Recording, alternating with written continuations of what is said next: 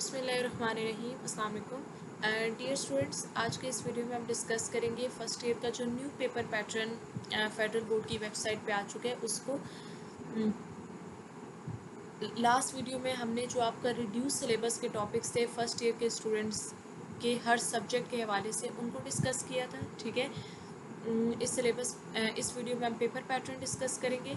तो आप में से जिन बच्चों ने अगर लास्ट वीडियो नहीं देखी वो उसको लाजमी जाकर देख लो, ताकि आपको आइडिया हो कि कौन से टॉपिक्स जो हैं जिनको फेडरल बोर्ड ने आपके सिलेबस में से निकाल दिए, ताकि आप उन टॉपिक्स को तैयार करके अपना प्रीशियस टाइम वेस्ट ना करो। क्योंकि वो जो टॉपिक्स हैं बेशक उनको फेडरल बोर्ड ने निकाल दिए, लेकिन वो जो आपकी नेशनल बुक फाउंडेशन है उसमें आपकी बुक के अंदर वो टॉपिक्स प्रेजेंट हैं। ठीक है, तो एटलीस्ट आप एक बार हर सब्जेक्ट के हवाले से अपने उन टॉपिक्स को, जो आपके फॉर्मेटिव टॉपिक्स हैं, जो आपके एग्ज़ाम का पार्ट नहीं है, उनको अपनी बुक पे मार्क कर लो कि ये टॉपिक्स आपने प्रिपेयर नहीं करने। ठीक है, वो आप लास्ट वीडियो जाकर देख सकते हो, वहाँ से आपका आइडिया हो जाएगा। जी, आपके सामने ना फेडरल बोर्ड की ऑफिशियल वेबसाइट है, इसका लिंक मैं आपको डिस्क्रिप्शन बॉक्स में शेयर कर दूँगी। और मैं हर वीडियो में इस बात पे जोर देती हूँ कि आप इस लिंक को लाजमी अपने पास कहीं ना कहीं सेव रखो, अपने व्हाट्सएप पे या गूगल बुकमार्क्स में। उसकी रीज़न ये है कि अब बेटा हर साल आपकी कुछ ना कुछ चेंजिंग्स हो रही होती है फेडरल बोर्ड की तरफ से आपके पेपर पैटर्न में या आपके सिलेबस में। ठीक है, तो बीइंग अ स्टूडेंट आपके लिए ज़रूरी है कि जो भी आपके पास करंट चेंजिंग्स हो रही हैं आपको उसके बारे में पता हो।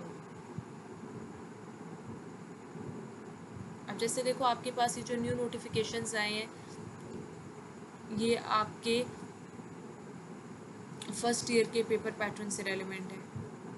ठीक है, अब यहाँ पर आप देखो, आपके पास क्लास 9th और 10th जो है, अगर कोई बच्चा 9 या 10 क्लास का है तो वो यहाँ से अपना रिड्यूस सिलेबस या पेपर पैटर्न डाउनलोड कर सकता है। अच्छा, ये नीचे फिर आपके पास फर्स्ट ईयर और सेकेंड ईयर का रिड्यूस सिलेबस और पेपर पैटर्न है। ठीक है, अगर हम सेकेंड ईयर के स्टूडेंट्स की बात करें ना, तो उनका पेपर पैटर्न वही है जो लास्ट ईयर था। 85 मार्क्स का आपका थ्योरी का पेपर है। ठीक है, और 15 मार्क्स का आपका पीबीए। लेकिन चूंकि फर्स्ट ईयर में आपका पीबीए कंडक्ट नहीं हुआ था, तो फिर सेकेंड ईयर में आपका 30 मार्क्स का पीबीए का एग्ज़ाम होगा।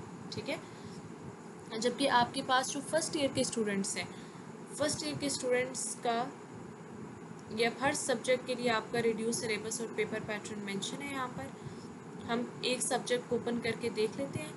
अच्छा, I am just opening physics over here, I have opened it in the next tab.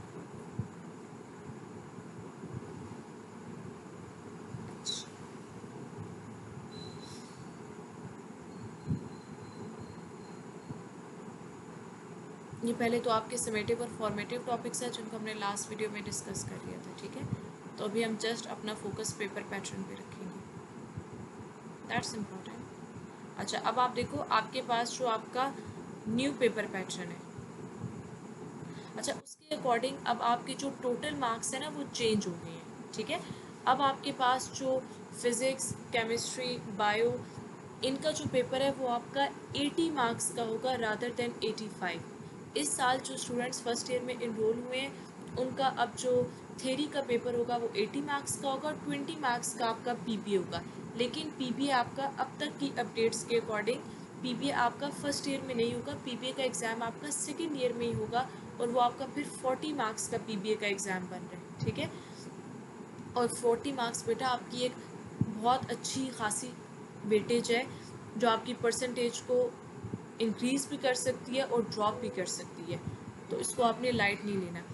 अच्छा, अब ये जो आपके पास 80 मार्क्स का पेपर है, इसमें सेक्शन ए में आपके पास 17 MCQs हैं। ईच MCQ कैरीज 1 मार्क, तो ये आपके 17 मार्क्स के MCQs हो गए, जिसके लिए आपको टाइम अलॉट किया जाएगा 25 मिनट्स। ठीक है, फिर उसके बाद आप नीचे आ जाओ तो आपके पास सब्जेक्टिव पोर्शन है जिसमें आपके पास 2 सेक्शंस होते हैं, section B and section C. Section जो आपका सब्जेक्टिव पोर्शन है वो आपका 63 मार्क्स के, जिसके लिए आपको 2 आवर्स 35 मिनट्स अलॉट किए जाएंगे। तो जो आपका टोटल टाइम बन रहा है वो आपका 3 घंटे का है। ठीक है, अब आपके पास सेक्शन बी में जो क्वेश्चंस हैं, आपके पास 13 शॉर्ट क्वेश्चंस हैं और आपके पास जो एक क्वेश्चन है वो 3 मार्क्स के। आपके पास no external choice, just internal choice. ठीक है, ये आपके पास शॉर्ट क्वेश्चंस हैं। फिर उसके बाद आपका जो सेक्शन सी है, सेक्शन सी आपका 24 मार्क्स का है, जिसमें आपके 4 लॉन्ग क्वेश्चंस होंगे और आपका जो हर लॉन्ग क्वेश्चन है वो 6 मार्क्स का, ठीक है।